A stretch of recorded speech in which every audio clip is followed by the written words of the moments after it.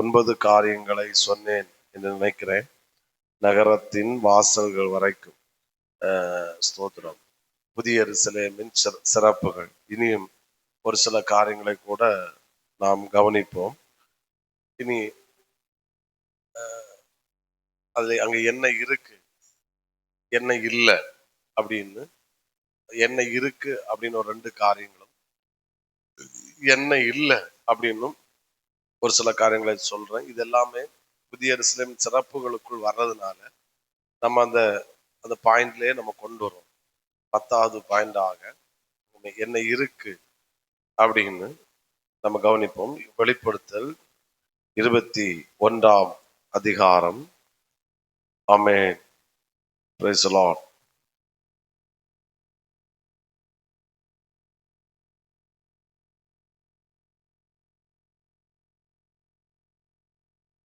Type பண்ணிருக்கேன்.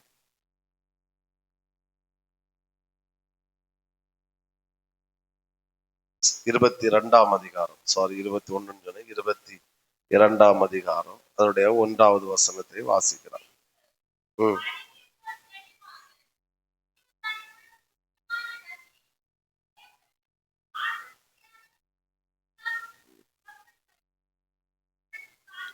ஒரு ஆமென் சொல்லுங்க பார்க்கலாம். பின்பு பழுங்கை போல தெளிவான ஜீவ தண்ணீருள்ள சுத்தமான நதி. ஆமென் சொல்லுங்க பார்க்கலாம். அங்கே நம்ம பரலோகத்துல என்ன இருக்காது, என்ன இருக்கு அப்படின்னு நம்ம ஒரு இதுக்கு அடுத்த டாபிக் அதுவா தான் வரும்னு நினைக்கிறேன். ஆனா அதுக்கு முன்னாடி அந்த சிறப்புகள்ல இதையும் சொல்ல வேண்டும். அங்க கவனிங்கள். ஜீவ தண்ணீருள்ள நதி, சுத்தமான நதி. ஜீவ தண்ணீருள்ள சுத்தமான நதி. அது எப்படி இருந்துச்சுன்னா, பளிங்கை போல தெளிவாய் பாய்கிறது. இந்த தண்ணீருக்கு ஒரு பெயர் கொடுக்கிறது, ஜீவ தண்ணீர். இந்த தண்ணீருக்கு ஒரு பெயர் கொடுக்க, என்னது? ஜீவ தண்ணீர். இது புதிய எருசலேமில் பாய்கிறதாக இருக்கிறது. யோசிச்சு பாருங்க. அப்போ நம்ம இதுக்கு முன்னாடி பட்டணங்களை குறித்து கவனிச்சோம். அது சிட்டி. நேத்தைக்கு அவருடைய அந்த வாசல், அலங்கம், அஸ்திபாரம் உள்ள கற்கள், இதெல்லாம் குறித்து நம்ம நேத்தைக்கு கவனிச்சோம். அது மட்டும் இல்ல, அங்கே நதியும் என்ன செய்கிறது? பாய்கிறது. அந்த நதிக்கு பேரு ஜீவ தண்ணீர் உள்ள சுத்தமான நதி. ஆமென் சொல்லுங்க பார்க்கலாம். குளிக்கலாம், குடிக்கலாம், தாகம் தீர்க்கலாம், எல்லாமே இருக்கு. அப்போ இது ஜீவன் உண்டாகிறது. இந்த தண்ணியை பானம் பண்ண இதுல தாகம் தீர்வதை காட்டிலும் என்ன உண்டாகிறது? ஜீவன் உண்டாகிறது. அதனாலதான் இந்த தண்ணிக்கு ஜீவ தண்ணீர் என்கிற நதி என்கிற பெயர் என்ன செய்கிறது? காக்கிறது. அடுத்து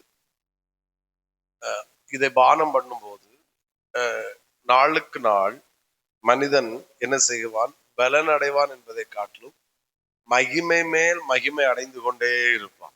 இந்த தண்ணீரை நதியிலே பானம் பண்ணும்போது நாளுக்கு நாள் மகிமையின் மேல் மகிமை அடைந்து கொண்டே இருப்பான். கொஞ்சம் கற்பனை பண்ணி பாருங்க. ஆமென். நான் நினைக்கிறேன் இதுவரைக்கும், ஆனா அதை இவைகளை இதுவே நம்மள மெய்சிலிருக்க வைக்குதுன்னா, இதை காட்டில் அழகான ஒரு நதி புதிய எருசலேமிலே பாய்ந்து கொண்டிருக்கிறது. எத்தனை பேர் ஆமென் சொல்லுகிறீர்கள்? அது என்ன, அதுக்கு டேஸ்டே வேற மாதிரி இருக்கு. அதை குடிக்க தாகம் தீருவதை காட்டிலும், பலன் அடைவதை காட்டிலும், அந்த வேட அப்படிதான் இருந்துச்சு. அவன் மகிமையின் மேல் மகிமை அடைந்து கொண்டே இருப்பான். அவனுக்குள் ஜீவன், அதை பானம் பண்ண அவனுக்குள் இன்னும் ஜீவன் வந்து கொண்டே இருக்கு. Praise the Lord. ஹல்லேலூயா. அடுத்து இது இன்னொரு அர்த்தம் கூட ஒரு புத்தகத்தில் எப்படி போட்டிருந்தாங்க, இந்த ஜீவ தண்ணீர்ல நதி என்பது இது பரிசுத்த ஆவியானவரை காட்டுது. ஏன் அப்படின்னா, அந்த 1ஆம் வசனத்தை ஒரு முறை கூட நீ கவனிங்க. பளிங்கை போல தெளிவான ஜீவ தண்ணீர் உள்ள சுத்தமான நதி. நதி என்பது நம்ம காலையில கவனிச்சோம், ஆவியானவர் என்ன செய்யுது, காட்டுது. அப்படிதானே? காலையில ஒரு வேர்டு சொன்னோம், எனக்குள் ஆவியானவர் என்பது ஒரு பகுதி, ஆவியானவருக்குள் நான். ஆமென். அப்பதான் வல்லமை வெளிப்படும், பசுத்தோட வல்லமை வெளிப்படும். ஆவியானவர் என்பது நதி. அவர் சொன்ன அளக்க சொன்ன முழங்கால் அளவு, இடுப்பு அளவு, நீச்சல் ஆழம், அப்படி கொண்டு போகிறார். அப்போ போக போக கடைசியில நதிக்குள்ள நான் பகிர்றேன். அப்போ எனக்குள்ள ஆவியானவர் என்பது என்பது உண்மைதான். ஆவியானவர் எனக்குள்ளே தங்கி இருக்கிறார், வாசம் பண்ணுகிறோம். பட் அவர் நதியா இருக்கிறதுனால நான் ஆவியானவருக்குள்ளே நான் என்ன செஞ்சிடுறேன், பகிர்றேன். அப்ப நதி என்பது ஆவியானவரை காட்டுது. அடுத்துங்க கவனிங்க, தேவன், அப்ப பிதாவானவர் அங்க இருக்கிறார். அடுத்து ஆட்டுக்குட்டியானவர், ஒரு அலையிலேயே சொல்லுங்க பார்க்கலாம். அப்ப இயேசு கிறிஸ்து. அப்போ நதி, ஆவியானவர். ஏன்னா 3 பேரும் திருத்துவமானவர்கள். அப்போ ஆவியானவரும் தேவனும் ஆட்டுக்குட்டி. ஏன்னா இது இருக்கிற இடம் சிங்காசனம். அலையிலேயே சொல்லுங்க பார்க்கலாம். அப்போ இந்த நதி ஆவியானவரை என்ன செய்யுது, காட்டுது. அப்போ இந்த ஆவியானவர் என்கிற நதியிலே ஒவ்வொரு நாளும் மனிதன் உள்ளே புகுந்து வாழ்ந்து கொண்டே இருப்பான், வளர்ந்து கொண்டே இருப்பான். அந்த நதியிலே அவன் கழிவுறுந்து கொண்டே இருப்பான். சத்தமா ஒரு அல்லேலூயா சொல்லுங்க பார்க்கலாம். காது கேட்கல, இன்னும் சத்தத்தை உயர்த்தி ஆமென். Praise the Lord. அப்போ சிட்டி மட்டும் அங்க இருக்காது, இருக்கல, கூட நதியும் அங்க என்ன செய்கிறது, பாய்கிறது. ஜீவ தண்ணீர் உள்ள நதி. இதை பானம் பண்ணுகிறவன் மகிமை மேல் மகிமை அடைவான். ஜீவன் உண்டாகிறது. அது ஆவியானவர் என்ன செய்கிறது, காட்டுகிறது. இனி ஒண்ணு அந்த புதிய எருசலேமில் மெயினா இருக்கு. அது அடுத்த 2வது வசனத்தை வாசிங்கள்.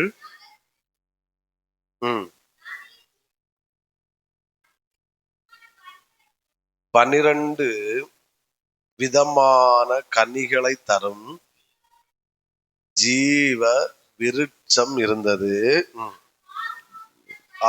அது மாதந்தோறும் தன் கனியை கொடுக்கும்.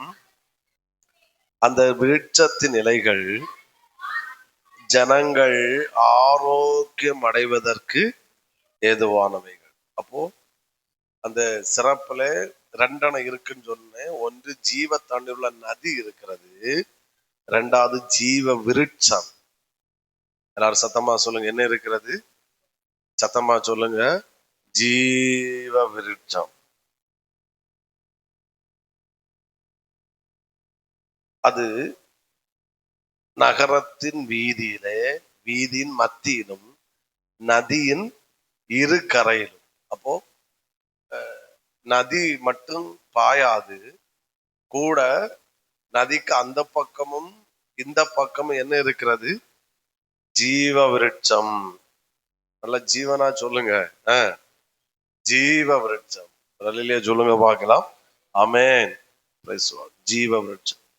அடுத்து விசேஷம் என்னன்னா, அது என்ன விருட்சம்னு அந்த நம்ம ஒரு சொன்ன மாதிரி மாங்காய், மாமரமா, பலாமரமா, வேற என்ன மரம் ஒண்ணு மண்டையில ஒதுக்க நீங்க இருக்கிறத பார்த்த உடனே சோத்திரம்.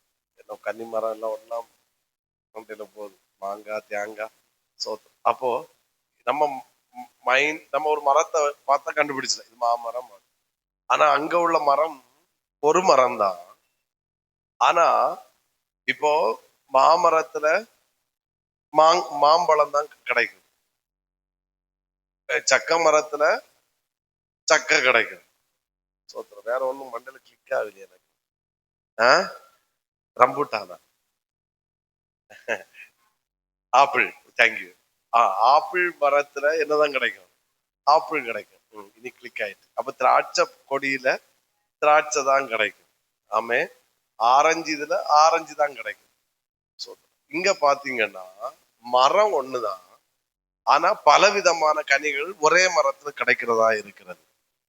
ஐயோ ஐயோ ஐயோ, புரியல. புரிஞ்சவங்க ஆமேன்னு சொல்லுங்க பார்க்கலாம். மாமரத்துல போய் உட்கார்ந்துட்டு சக்கை எதிர்பார்த்தா கிடைக்காது. தென்னை மரத்துல போய் உட்கார்ந்துட்டு மாம்பழத்தை எதிர்பார்த்தா வாய்ப்பு. அப்போ அந்தந்த மரத்துல அந்தந்த கனி தான் என்ன செய்யும். ஆனா இங்க பாருங்க, அந்த வசனம் தெளிவா சொல்லுகிறது, 12 விதமான கனிகளை தரும் ஜீவன். 12 கனி அல்ல, வெரி குட், 12 விதமான, ஆனா மரம் ஒண்ணுதான். அடுத்து மாதந்தோறும் கனி. அப்போ அங்க மாதம் ஒண்ணும் கிடையாது. நமக்கு புரியும்படியா சொல்றேன். ஜனவரி மாதம் ஒரு கனி கொடுத்துன்னா பிப்ரவரி மாதம் இன்னொரு கனி கொடுக்கும். பிப்ரவரி மாதம் ஒரு கனி கொடுத்துன்னா மார்ச் மாதத்துல இன்னொரு கனி கொடுக்கும். அப்போ மரம் ஒண்ணு, ஆனா 12 விதமான கனிகள் என்ன செய்யப்படுகிறது, கொடுக்கப்படுகிறது. அப்போ ஸ்தோத்திரம். இது உணவுக்காக என்று சொல்லலாம். அப்படி இருக்கிறது. நான் நினைக்கிறேன், நம்ம இதுவரைக்கும் பார்த்திராத ருசி உள்ள கனி உள்ள மரம் அல்லது கனி ருசி உள்ளது கர்த்தர் நமக்காக புதிய எருசலேமில் ஆயத்தம் பண்ணி வைத்திருக்கிறார். நான் யோசிச்சேன், மரம் நிக்கணும்னா தர வேணும். ஆனா இங்க பார்த்தா சுத்த பொன்னாக்கும் தர. அமேன் சொல்லுங்க பார்க்கலாம். வீதிகளை இதை பார்த்தா ரத்தினங்கள், அஸ்திபாரம். மதில் சுவரை பார்த்தா முத்து. ஆனா தண்ணி ஓடுது, மரங்களும் நிக்குது, ஆனா 12 விதமான கனிகளையும் கொடுக்கிறது. இது நம்முடைய மூளையிலே நம்மளால கணித்து பார்க்கவே முடியவில்லை. ஆமென். நம்முடைய சிந்தைக்கு அப்பாற்பட்ட விதத்திலே கர்த்தர் ஒரு அழகிய நாட்டை, ராஜ்யத்தை கர்த்தர் நமக்காக ஆயத்தம் பண்ணி கொண்டே. விசுவாசிக்கிறவங்க எத்தனை பேரோட உள்ளத்துல ஒரு சந்தோஷம், ஒரு மகிழ்ச்சி, ஒரு களிகூறுதல். ஓ எனக்கா இத்தனை கிருபை, என்ன அளவற்ற கிருபை, எனக்கா இத்தனை கிருபை, என்மே அளவற்ற கிருபை, என்னை விட எத்தனை பேர் தகுதியாக இருந்தும் என்ன மட்டும் கிருபையின்றி தேடி வந்ததே. என்னை விட எத்தனை பேர் நல்லவராக இருந்தும் என்ன மட்டும் கிருபையின்றி உயர்த்தி வைத்ததே. உங்க கிருபை என்னை வாழ வைத்ததே. உங்க கிருபை என்னை உயர்த்தி வைத்தது. உங்க கிருபை என்னை வாழ வைத்தது. உங்க கிருபை என்னை வாழ வைத்ததே.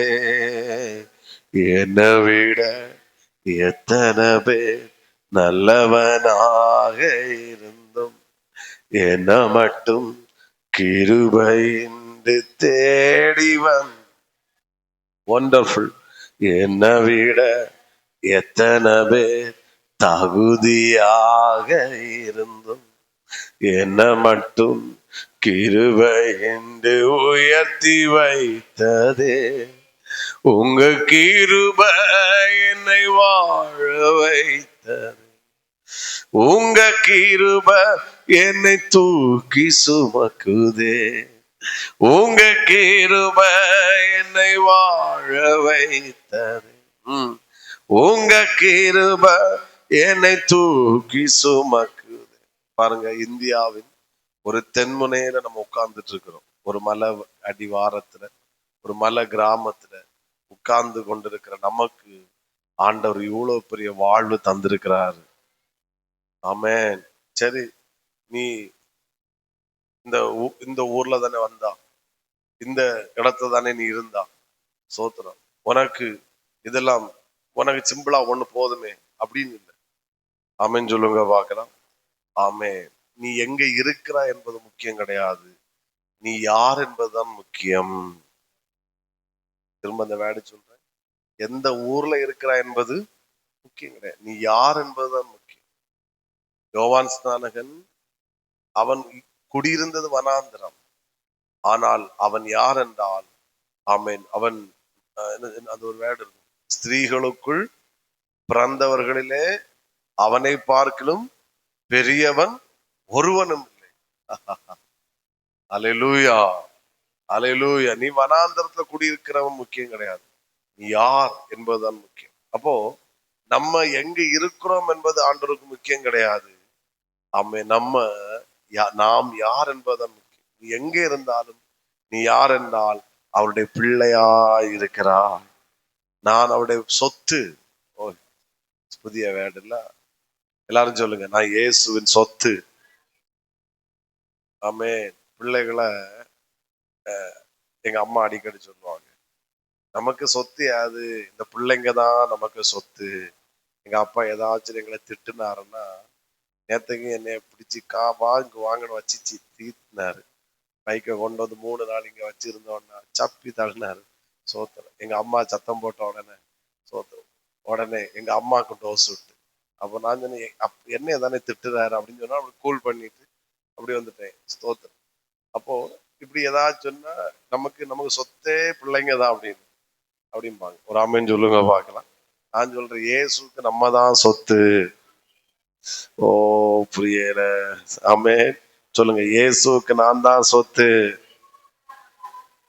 ஆமென். ஏன்னா என்னை மீட்பதற்காக அவர் பணத்தை கொடுக்கல, என்னை மீட்பதற்காக அவர் உயிரையே கொடுத்தாரு. அவருக்கு உயிரை காட்டிலும் நான் அவருடைய பார்வையில விலையேற பெற்றவனாய் தெரிந்தேன். ஆமென். அதனால உங்களெல்லாம் யாராவது ஒஸ்டா பேசினா எல்லாம் நீங்க எல்லாம் அக்செப்ட் பண்ணக்கூடாது. நான் இயேசுக்கு சொத்து. மனுஷனுடைய பார்வையில நான் அற்பமாய் காணப்பட்டாலும் தேவனுடைய பார்வையில நான் விலையேற பெற்றவனாய் தெரிந்தேன். அவர் தன்னுடைய ஜீவனை பார்க்கல என்ன பெருசா அவருக்கு தெரிஞ்சிச்சு. அதனாலதான் என்னை மீட்பதற்காய் அவர் உயிரையே கொடுத்தார், ஜீவனை கொடுத்தார். ஆமே, நீங்க சாதாரணமானவங்களே கிடையாது. இது உங்களை உற்சாகப்படுத்துவதற்காக சொல்ற வார்த்தை. நீங்க சாதாரணமான ரட்சிக்கப்பட்டவன் சாதாரணமானவனே கிடையாது. ஏன்னா இவ்வளவு பெரிய இவ்வளவு இதை சும்மாதான் நம்ம ரொம்ப ஆழமா போகல, ஆனா லைட்டா தியானிச்சாலே இன்னைக்கே பரலோகம் போயிடலாம் அப்படின்ற மாதிரியாக்கும். ஆமே, ஆனா போகக்கூடாது. போகக்கூடாதுன்னா இப்ப போகக்கூடாது. ஆமா, ஆமே, நம்ம எழுப்புதல பார்க்கணும். ஆமே, சத்தமா ஒரு அலையிலேயே சொல்லுங்க பார்க்கலாம். நம்ம தலைமுறையில இந்தியா அசைக்கப்படணும். இன்னைக்கு ஆமே, நம்ம போனா நம்ம மட்டும்தான் போவோம். ஆனா இன்னும் இருந்தால் இன்னும் ஒரு பெருங்கூட்ட ஜனங்களை கர்த்தர் நம்மளை கொண்டு ரட்சிக்க வைப்பாராக. ஜனங்கள் ஒரு மிகப்பெரிய ரட்சிப்பை அடைவார்களாக. உங்க கிருபை என்னை வாழ வைத்தது, உங்க கிருபை என்னை தூக்கி சுமக்குதே, உங்க கிருபை என்னை வாழ. நம்ம இதெல்லாம் மெடிடேட் பண்ணுங்க. பணம் இல்ல, சோறு இல்ல, சிலிண்டர் இல்ல, அப்படி ரேஸ் அரிசி தான் இருக்குன்னு புலம்புறதுக்கு தூர போட்டுட்டு சோத்திரம், எனக்கா உயிரை கொடுத்தாரே, அவருடைய பார்வையில நான் விலையேற பெற்றவனாய் நான் தெரிகிறேனே. உலகத்துக்கு பார்வையில தான் அற்பமா இருந்தாலும் ஆண்டோடைய பார்வையில் நான் விலையேற பெற்றவனாய் தெரிந்தேனே. ஆமேன். அதை நினைச்சு ருசிச்சா நமக்கு நம்ம அனுபவிக்கிற பாடுகள் பிரச்சனைகள் எல்லாம் ஒரு பொருட்டே கிடையாது. இயேசுக்கு மேல உள்ள அன்பும் மரியாதையும் கனமும் இன்னும் அதிகரித்து கொண்டே தான் இருக்கும். என்ன வந்தாலும் இந்த இயேசுக்காக நான் ஊழியம் செய்யணும், என்ன வந்தாலும் இயேசுக்காய் நான் வாழணும், என்ன ஏற்பட்டாலும் நான் இயேசுக்காய் வைராக்கியமா ஓடணும். நாம எத்தனை இழப்புகள் வந்தாலும், எத்தனை சோதனைகள் வந்தாலும், எத்தனை அவமானங்கள் வந்தாலும் இந்த இயேசு விட்டு நான் பின்வாங்கவே மாட்டேன். என் உயிர் இருக்கிறவரை அந்த இயேசுக்காக நான் ஓடுவேன். ஹல்லேலூயா. என்னை விட எத்தனை பேர் தகுதியாக, எஸ், என்ன மட்டும் கிருபையின்று தேடி வந்ததே. என்னை விட எத்தனை பேர் நல்லவனாக இருந்தும் என்ன மட்டும் கிருபையின்று தேடி வந்ததே. வலது கரத்தை உயர்த்தி, உங்க கிருபை என்னை வாழ். ஆமென். உங்க கிருபை என்னை தூக்கி சுமக்குதே. உங்க கிருபை என்னை வாழ். Wonderful, wonderful. உங்க கிருபை என்னை தூக்கி சுமக்குதே. ஒரு வேடு கூட. அப்போ மரம் ஒண்ணுதான், ஆனா ஒரு கனி கிடைக்காது. 12 வெரி குட், 12 விதமான கனி. இந்த 2 நதியின் நதியின் 2 பக்கத்திலையும் இந்த விருட்சங்கள் நிரம்பி இருக்கு. அது மட்டும் ஒரு வேடு கூட இருக்கு. அந்த விருட்சத்தின் இலைகளை ஜனங்கள் ஆரோக்கியம் அடைவதற்கு ஏதுவானவைகள். அப்போ இந்த இலையும் சாப்பிடலாம். என்ன சாப்பிடலாம் சொல்லுங்க? இலையும் சாப்பிடலாம், கனியும் சாப்பிடலாம், இலையும் சாப்பிடலாம். இலை சாப்பிடும் போது இன்னும் ஆரோக்கியம் அடைகிறது. இது புதிய எருசலேமில் இருப்பவர்களுக்காக மட்டும் கிடையாது. நான் சொன்ன 1000 வருஷம் அரசாட்சி, அதுக்கப்புறம் அந்த வெள்ளை சிங்காசன நியாயத்திற்கு அப்புறம் பூமி 3 அடுத்து பிரிக்க ஒரு புதிய எருசலேம், புதிய வானம், புதிய பூமி. அந்த புதிய எருசலேம் என்பது விசேஷம். ஃபர்ஸ்டே அது பறக்கும் தன்மை கொண்டதுன்னு கவனிச்சோம். தேவாலயத்திலிருந்து இறங்கி வர கண்டேன்.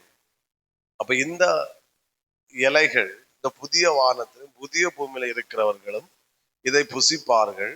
அப்ப அவர்கள் இன்னும் என்ன செய்வார்கள்? ஆரோக்கியம் அடைவார்கள். நதியை பானம் பண்ணும் போது மகிமையின் மேல் மகிமை அடைவோம். இலையை புசிக்கும் போது இன்னும் ஆரோக்கியம் அடைவோம். அப்போ இலை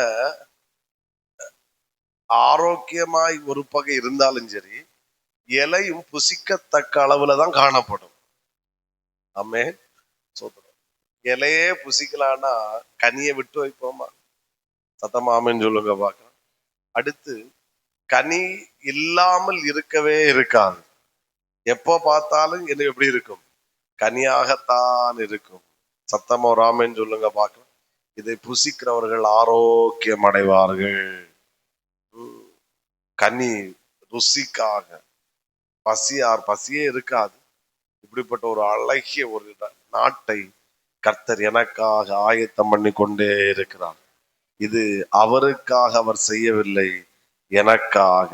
ஒண்டர்ஃபுல், ஒண்டர்ஃபுல், ஒண்டர்ஃபுல். யாருக்காக? ஆமே, எனக்காக, எனக்காக, எனக்காக.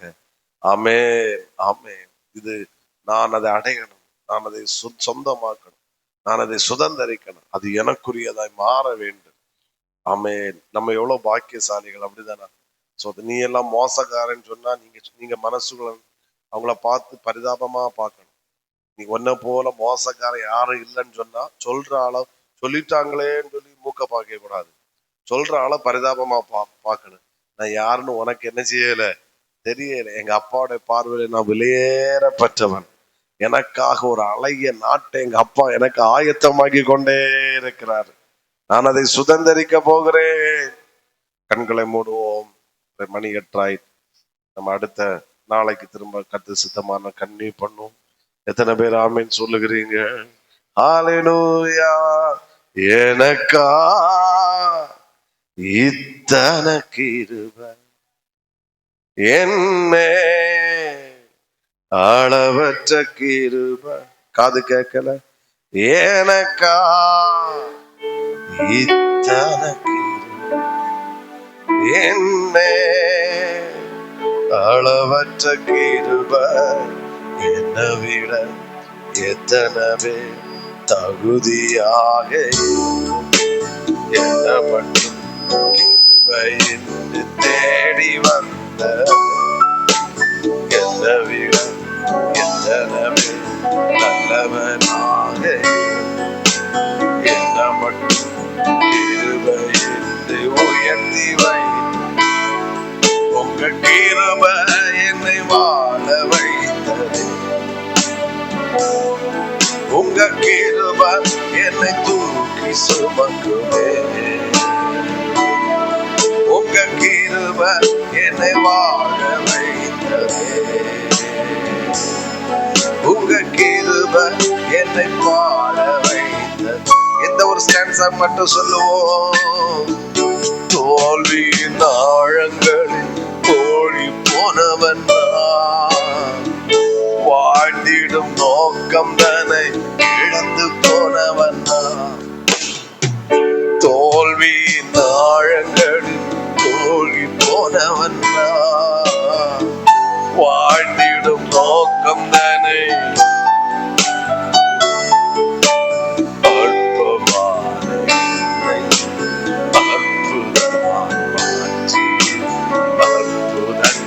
செய்ய வைத்தவரே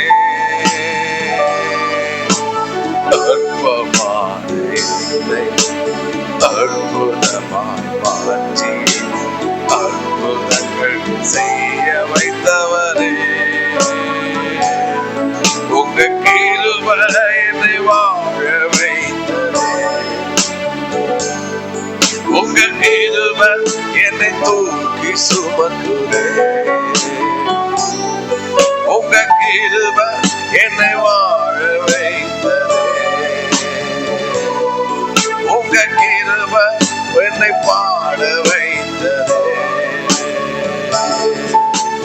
என்னை விட எத்தனை தகுதியாக இருந்தும் என்னை மட்டும் கிருபை என்று உயர்த்தி வைத்ததே. என்னை விட எத்தனை நல்லவனாக இருந்தும் என்னை மட்டும் கிருபை என்று தேடி வந்ததே. அல்லேலூயா, உங்க கிருபை போதுமே. அல்லேலூயா, உங்க கிருபை போதுமே. அல்லேலூயா, உங்க கிருபை போதுமே. அல்லேலூயா, உங்க தயவு போதுமே. ஆமென். நல்ல நாடு, ஜீவ தண்ணீர் உள்ள நதி, ஜீவ விருட்சம். ஹல்லேலூயா. நல்ல பிதாவே, இந்த நல்ல வார்த்தைகளுக்காய் ஸ்தோத்திரம். இன்னும் ஆழமாய் தியானிக்க கர்த்தர் கிருபை செய்யும். வந்த பிள்ளைகளை கர்த்தர் ஆசீர்வதியும். எல்லாம் இன்னும் நேர்த்தியா நடக்கட்டும். இதை ருசிக்க அனுபவிக்க உங்களுக்கு தயவு தாரும். நாமம் தொடர்ந்து மகிமைப்படட்டும். அந்த விழிப்பு ஜபத்திலையும் அடியான வல்லமை பயன்படுத்தும். நாம மகிமைப்படட்டும். இயேசுவின் நாமத்தில் பிதாவே.